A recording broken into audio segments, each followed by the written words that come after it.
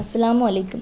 ഞാൻ പറയുന്ന ഈ ദിക്ർ ഒരു വ്യക്തി ചൊല്ലിയാൽ എല്ലാ പ്രയാസങ്ങളും പ്രതിസന്ധികളും മാറാനും പ്രസവ സമയത്ത് ചൊല്ലിയാൽ സുഖപ്രസവം ലഭിക്കാനും ഈ ദിക്ർ മതിയാവുന്നതാണ്. ഈ ദിക്ർ ചൊല്ലിയാൽ ദോഷങ്ങൾ പൊറുക്കുമെന്ന് മഹാന്മാരായ പണ്ഡിതന്മാർ നമ്മെ പഠിപ്പിക്കുന്നു. മരണാസന്നനായ ഒരു രോഗി 40 തവണ ചൊല്ലുകയും ആ ദിക്ർ ചൊല്ലിക്കൊണ്ട് അങ്ങനെ മരിക്കുകയും ചെയ്താൽ ഷഹീദിൻ്റെ പ്രതിഫലം അല്ലാഹു സുബ്ഹാനഹു തആല അവർക്ക് നൽകുമെന്ന് മഹാന്മാർ നമ്മെ പഠിപ്പിക്കുന്നു.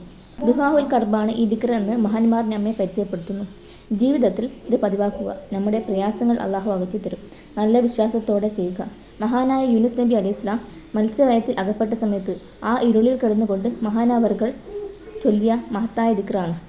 40 ദിവസത്തോളം യൂനുസ് നബി അലൈഹിസ്സലാം മത്സ്യവയത്തിൽ കിടന്ന് ഈ ദിക്ർ ചൊല്ലിക്കൊണ്ടേയിരുന്നു.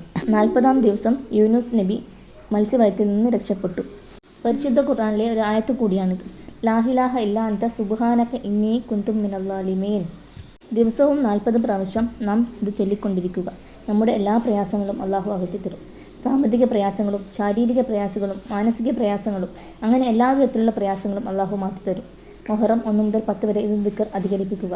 എല്ലാവരെയും അല്ലാഹു അനുഗ്രഹിക്കട്ടെ. എല്ലാ പ്രയാസങ്ങളും അല്ലാഹു മാറ്റിത്തരട്ടെ.